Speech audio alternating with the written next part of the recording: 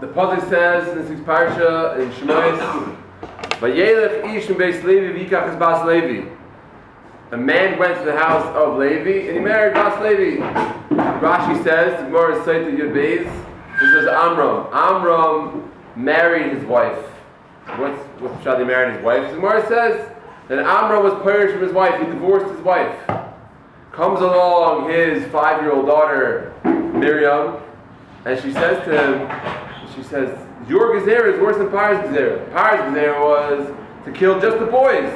And you now are making a gezerah that nobody should be married anymore, and therefore you're killing the whole future of Klal Yisrael. So the Gemara says that, what does it mean, Vayelech ish? He went al pi the eitzah of his daughter, and he listened to his daughter. This itself is a Apelbaum the Yeshiva spoke about this weekend in the Vart. He said, you see from here the anivus of a gadol. There's a gadol adar, the Gemara says in Saita. The anivus that he made a decision. He made a psak that everybody has to separate now from their wives. He said nobody can be married anymore, so that nobody should be thrown into the water. And his daughter, a 5-year-old girl, comes along and says, "Yeah, but you're worse than Paro." Most people would say, "You're a little girl. What do you know? What do you know?" But he said, "No, she's right. I accept the truth. That was where she was right." But I want to say a different understanding of this, a different way of looking at it, as follows. We have to ask ourselves the question: what did Amram do? What was the unbelievable zchus that he had, that he was zeicha to have Moshe Rabbeinu as a son? Of course, according to the first shot, Anivus, and the being Moed al Emes. But what else did he have? Okay, it was a Gadol Dar, but what was miyuchad about him? And secondly, what was miyuchad about Moshe, that Moshe was a Gadol Dar? Why was he chosen to be the leader of Klal Yisrael, the redeemer of Klal Yisrael? So I want to answer like this. The Gemara says in Saita that Amram was pirish from his wife because he did not want any more kids to be thrown into the water. Paro said all boys got thrown into the water. Right? They're walking around, all the pregnant women, is it a boy? They did an ultrasound on her, is it a boy? Throw him in the water. So what did Amram say? Okay, we can't be married anymore, that's it. So the Mefarshim ask, how can Amram separate from his wife? How can he mevatel the mitzvah of Period Rivya? Period Rivya is the Raisa. How could he go along and mevatel it? And he was the Gadol Hadar. He wasn't only being mevatel for himself, he was being mevatel the mitzvah of Period Rivya of the entire Klal Yisrael. What gave him the right to do that? So I thought of this answer myself. Baruch Shem L'Mechamet the Chida. The Chida says that he was being noisa ba'ol in Chaveira with Klal Yisrael. The Eis Tzara. The Gemara in Tainis Yud Aleph says that whenever there's a Shnas R'Avin, whenever there's a famine in Klal Yisrael, so Kol Amarv Atzmei B'Shnei R'Avin Nitzel Mimisa Mishuna. Anybody, this is another thing that I was mechaber to, and the Gemara says, anybody who starved himself, it doesn't mean he starved himself, unfortunately explain, it means he eats a little bit less during the year of a famine, he doesn't eat expensive foods, so he's zeicha v'noitzel v'mitzah mishuna. And it's interesting, Rashi in Shmos says that Paro wanted to kill Moshe after Moshe killed the Mitzri. And Rashi says, what do you mean he wanted to kill Moshe? Rashi says that he sentenced Moshe to death. An executioner came, took a sword, and tried to chop off Moshe Rabbeinu's head. Nothing happened. His head he was spared. Unbelievable. I don't know. People don't speak about this so much. Paro tried to chop off Moshe Rabbeinu's head. Rashi says, what's a misa mishuna? Meis b'cherev. If somebody is married atmei b'shnas r'avain, he will not die by the sword. So Moshe will still like this. The Gemara says that Amram separated from his wife. How could he separate from himself? He does says because there was a shnas r'avin. It wasn't a shnas r'avin. It wasn't a famine. But if the boys, imagine like this: you have all the Yiddish families in Klal Yisrael, Mitzrayim, and every time there's a baby boy in the house, they take the baby boy and they throw him in the ocean, into the Nile River. How do you think they feel when the next door neighbor, the Goldbergs, they have a girl? Oh, Malatov, there's a kiddush, they're singing and dancing on the kiddush. Pull out the herring and the schnapps. What do you mean? His baby boy was just killed yesterday in the Nile. How do you think that feels? So how do you think that? So Amram said, I cannot have children over here. I cannot have a boy if my next door neighbor's baby girl was just killed. I cannot do this. And all the other families in Klal Yisrael, they accepted upon themselves not to do that. Because I cannot be here celebrating a simcha when my next door neighbor's baby and the other baby and thousands of babies are being killed. I can't be celebrating a simcha. I cannot be celebrating a simcha. And that's why the Gemara says in Tainis, the Gemara says, Asir la'adam l'shamis mitasei b'shnei ra'avim. That's it. That's the Chida says. You're not allowed to have Tashmish Shemitah, B'Shnei Oven. And the Mefarshim that Yerushalmi is Yerushalmi, and the Shulchan have passings like this, and Mishnah Berurah brings it down, that it's Aser to have Tashmish Shemitah, B'Shnas Oven. It doesn't only mean B'Shnas Oven, a year of a famine.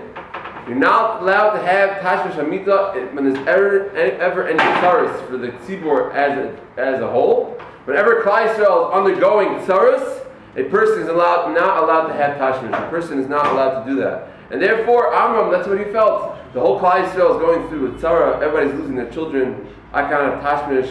I cannot be boil. I can't have children. And that is why he separated. And I feel that is why he was able to have such a child. Because the Medrash says, and now we answer our second question. How was Moshe Zeicha to be picked as the leader of Klal Yisrael, as the redeemer of Klal Yisrael? What did Moshe have special about him? He grew up in the palace of Paro. What was special about him? Okay, he went to the Cheder of Mitzrayim. He learned all about the mummies. He had good English education. He learned the hieroglyphics, whatever they're called. So I'm sure he had a good English education. He probably learned something. Basia was a Megayer, so she taught him Chumash and everything. Why was he like this? The Medrash says like this. The Medrash Shmuel says, the Medrash Rabbah says, in Shmos, that Moshe Rabbeinu was a shepherd. And we find by many of the leaders of Klal Yisrael, Yaakov Avinu, David HaMelech, Moshe Rabbeinu was a shepherd. What's so special about a shepherd? So by David HaMelech, the Medrash says that he took care of the flock in a special way. All the young sheep, the youngest, the new baby sheep, he would let them go out from the pen first to eat the soft, fresh grass which is just grown and it's easy to eat. Then he would let out, after the baby sheep, he would let out the senior citizen sheep. The old billy goats, with the long beard, they would let them out afterwards and they would eat the medium tough grass. You'll be able to eat that. And after the old billy goats had their turn, then he would let out the regular aged sheep in order to eat the tough grass. So Hashem said, David HaMelech, you're able to have mercy on the sheep and you're able to figure out what each sheep needs. I want you to be the leader of Klal Yisrael. And the same by Moshe Rabbeinu. Moshe Rabbeinu was the shepherd for Yisrael in Midian. We know the Medrash says that he was watching the sheep in the desert or wherever it was near the mountains, and he saw little young sheep run away from the flock. And he said, "What's this sheep running away for? Why are you running away? I'm trying to do my job." And he started chasing the sheep, and he found his little shepzela was drinking water from a little bear, a little well. So he said, "Oh, you're thirsty, you're tired. I didn't realize. If I would have realized you're thirsty, I would have helped you out. I would have given you water." So Moshe Rabbeinu picked up the sheep, he put him on his shoulders, and he carried him the rest of the way. And the Kadosh Baruch Hu said, "You have rachmim on the sheep to be manik each one kafi what he needs.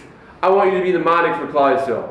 And that is what I feel. That's what the mitzvah that Amram and Moshe Rabbeinu had. That they were zeicha to be the leaders of Klal Yisrael, to be nice ba'ol and chaverayim, to feel each person's pain, like the Gemara says in Brachas, in Tiferes Shachar, that Rabbi Gamliel, the whole story of Rabbi Gamliel and Rabbi Shua, and Rabbi Gamliel was the Nasi, and he was being Messiah Rabbi Shua, and then Rabbi Gamliel came to Rabbi Shua's house. He said, "Oh, you're a Chami, I didn't realize you're a blacksmith." So Rabbi Shua said, "Oh, you lanu l'dar zeh, sheish lanu parnas, that you don't even know what each person needs. You didn't know I was so poor. You're supposed to be the Nasi, you're supposed to know what each person's tzaras are." So we see by the leaders of Klal Yisrael that what made them yuchad as the leaders, what made them be the G'dalim, that they were able to feel the pain of other people. And being nice of all Chaver to feel their pain. There's a story in Kelm that they decided we're going to sit down and we're going to discuss what should we focus on this month. Kelm.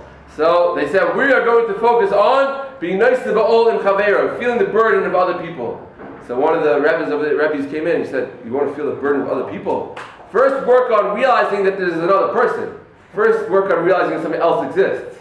Like the Yeshiva always does. You're walking down the street thinking about your most favorite person in the world, you, then you hear the ambulance, right? So you have to first realize somebody else exists. But Moshe Rabbeinu, the Medrash says, that Vayar b'sibloisam, he went out and he put his shoulder underneath their burden. The Medrash says he cried with them. He went and we know Paro did sadistic things to the Jews. Wasn't the Nazis the first person to do it? The Paro also, he made the men do women's jobs and the women do men's jobs. The same thing. He made the men wash all the dishes, and the woman, he made them do all the hard, back-breaking labor. So Moshe Rabbeinu said, "I feel your pain," and he cried with them. And feeling someone else's pain doesn't just mean to see, "Oh, this guy is sad, this guy is hurt, this guy needs money, this guy needs a certain thing, it doesn't just mean seeing it and walking by. It means you have to feel his pain so much that you translate it into action. Moshe Rabbeinu cried for their pain. Moshe Rabbeinu went and he gave them a hand. He didn't just say, "Oh, that guy is so sad." We see so many people in shul, so many people collecting tzedakah, so many people all day. We're just overwhelmed by the tzaras of Klal Yisrael. So what is the classic response? What's the classic reaction? Oh, there's too many people asking for tzedakah, so I'm not going to give any of them tzedakah. Okay, you don't have to give everybody tzedakah, but at least you should feel their pain. Oh, I can't do that. I don't know how to feel somebody's pain. A very simple way how to feel their pain. Daven for them. I try, whenever I go into shul and a guy asks me for tzedakah, I try to say Kapitel Tehillim for the guy. Or if you can't say Kapitel Tehillim, say Hashem, please give that guy tzedakah. And then you're not losing anything. Oh, maybe he's a faker, maybe he's in drugs. Okay, whatever Hashem feels that he needs, they'll give him. Like the Yeshiva said, Victor Miller always spoke about it. You see an ambulance driving by, so you daven, you say, Lam Natzech, Mizmor David Hashem, send them Hatzlacha, send Mother, Hatzalat, Siyata D'Shmaya, they should save whoever they're going to save. Maybe there was a lady giving birth, maybe there was a terrorist attack, who knows? But your tefillah will give them what they need to help that guy, because sometimes it's a matter of seconds till they arrive at the scene of an accident to save somebody's life. Sometimes they don't have the equipment, so daven for that person. And that is called being nice of Olam Chaverei. If Aaron Kotler Zatzal, whenever he would get an aliyah in yeshiva, he would say Misha Berach L'Chayim after his aliyah. He would say Misha Berach L'Chayim, he would say some names. He would say a lot of names.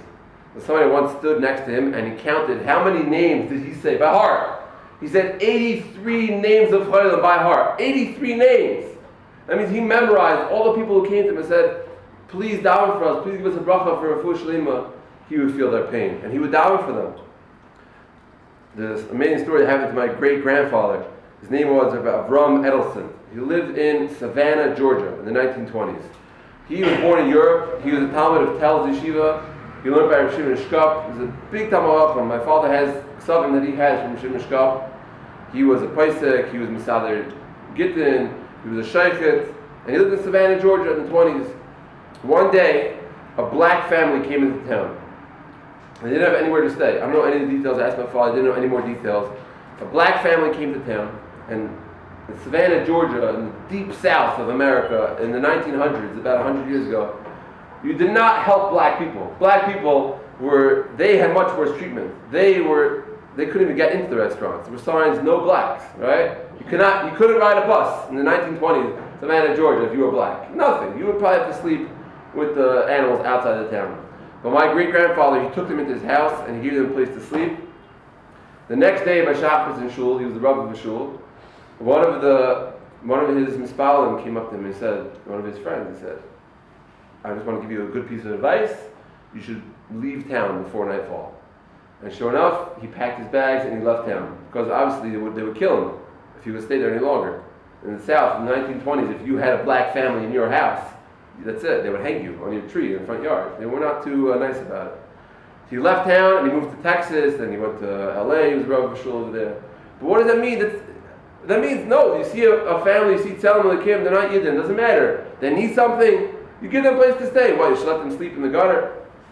That's what it means. Nice ba'al and chaver, to feel someone else's pain. Rav Zedel Epstein, the mashgiach of Torah Art. One time there was whatever how it worked was, the other Bachram got married over there.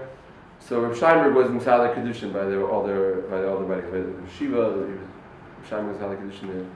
So one time Rav Sheinberg went to America, and when he went to America to collect, so Rav Zedel Epstein would be Misader Kedushin instead of Rav Sheinberg.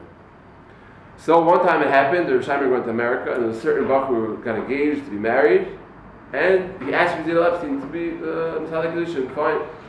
So a few weeks before the chasana, Rav Zedel got very, very sick, and he was in bed and he couldn't leave his house. And the whole time he was worried, I want to go to that chasana, And like a week before, he asked the doctor said, no, you can't leave your house, you can't go to any chasas, nothing.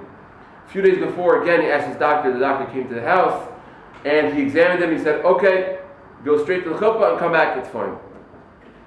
So sure enough, he did it. He went to the chasana, he had the kedushin, and came back. So somebody asked him, I understand, why were you pressuring yourself so much? Why were you so worried that you should go to the chasana? Like, hey, you're sick. He understands. Big deal. I'm Misader Kedushin. He said no. This bacher was Stamazai was down about the fact that Shaimer can't be Misader Kedushin. So now he's expecting me to be Misader Kedushin. So now if I can't be Misader Kedushin, it's going to ruin his whole chasana. So I want to try as hard as possible to come to this chasana to help me with Sali Kedushin. That is called Nois Bal Chaver, and every person has to try it, and of course it all gets back to our favorite topic, the phones. A person has a phone, besides for all the Shmos and all the other problems that it has, that I want you to take a deep look at the next supper table. You sit down, all the guys on their phones, they're the most social guys because they have 5,000 followers on Instagram. Yeah, but how many friends do they have at the supper table? How many guys are they talking to in real life? Oh, look how many people looked at my video and look at this guy I'm talking to in London. But who's talking to you in real life? I want to tell you one last story. One story that's going to shock you. Okay, this story I just heard. One story we're finished. This story I just heard. The Good Convention in West in Chicago just happened. And there's a speech there by a person, a big Oscar in Chicago, and he said he got a call. It's going to shock you, the story. A mother called him up and told him that her 11-year-old daughter just came back from a Bas Mitzvah celebration. A Bas Mitzvah party, wherever it was, in a restaurant or a hall in the shul. And she was crying, she was bawling. She said, I do not want to have a Bas Mitzvah party. Someone said, why not? What's wrong? What's wrong? What happened? She's like, don't make me a Bas Mitzvah party, don't invite my friends, don't call anybody, I don't want it. She was crying hysterically. She said, what happened? She said, I went to the Bas Mitzvah, and all the girls were on their phones in the hallway the whole time. Nobody was inside, they were all on their phones outside, this 11-year-old girls. I am the only girl in the class that doesn't have a phone. So I was inside in the Bas Mitzvah the whole time. And I sat there for 2 hours by myself. Nobody was talking to me. They were all outside on their phones. Don't make me a Bas Mitzvah party. You hear that? We think the phones are making us social, and I have to talk to that guy because he's expecting me to reply to his WhatsApp right away. Yeah, but look what it's making you do to other guys. You don't notice what's going on around you. Look at the guy you're trying to talk to and he's on his phone. So when do we go now? And it's automatic replies because I think I can multitask. You know you can. I can have a discussion with the guy on the phone and my friend at the same time. No, you're not. You don't know what he said to you. Oh, can you repeat back to me what I just said? Yeah, you can probably repeat back. You weren't thinking about it. You weren't feeling his pain. He says, I don't know where I could get money to pay for my washing, my laundry this month. Oh, that's nice. Oh, I'm sorry. I shot that guy's brains out. You have no idea what. So that's happy nice Malam Chavera. You're on your phone the whole time. So besides, you have to realize. Try this. When somebody's trying to talk to you, having a conversation with your friend, try this. Just put the phone, take your hands off of it. I'm not saying to turn it off. Don't stop the game. Don't stop the video. Just take your hands off of it for 30 seconds while he's talking to you and look him in the face. You'll see it's going to change your whole life. All of a sudden you're going to realize there's other people around you. All of a sudden, Shabbos, by the Shabbos meal, everybody's talking to each other. Everybody's having a good conversation. Everybody's socializing. But during the week, we're so social that we're not socializing. So we should all be nice about Chaver. We should feel other people's pains, and it should extend to all areas of life, whether it's Tiferes or Fuas, friends. Thank you. Shmos.